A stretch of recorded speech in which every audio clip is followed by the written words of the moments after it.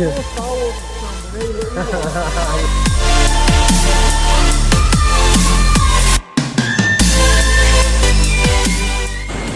way, check that out, bro. Look at that.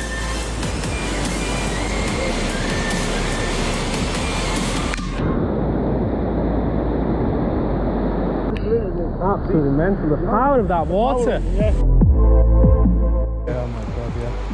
Coaches, what are you doing? We haven't got all day. Mad ass waterfall. Yeah, I know. The water comes from there, water comes from there.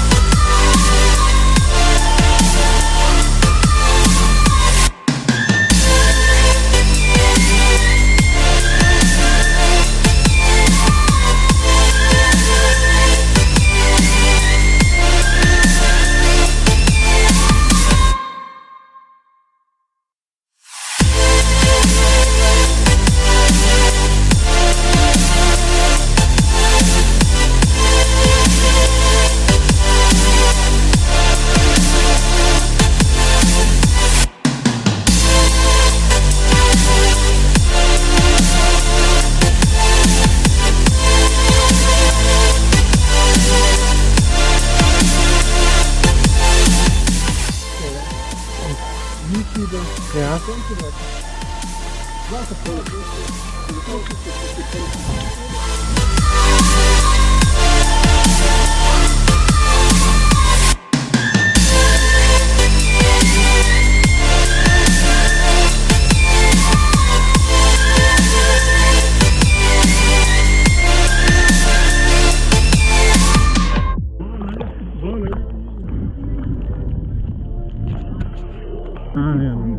That's what I'm saying. You can see the ground.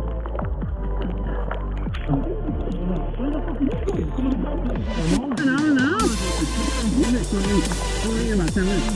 Yeah, okay, so.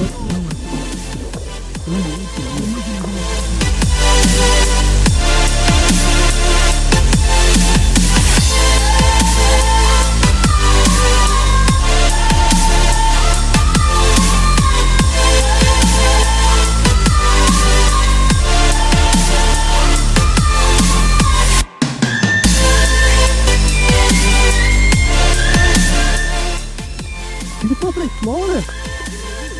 Eh? Yeah. That looks like yacht.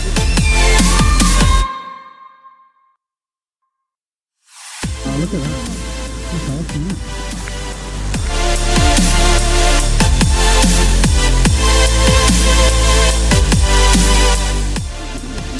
That was awesome.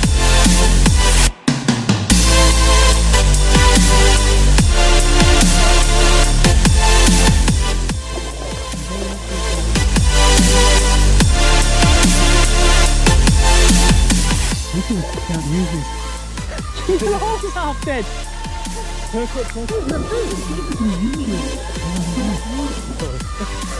I'll dump this over.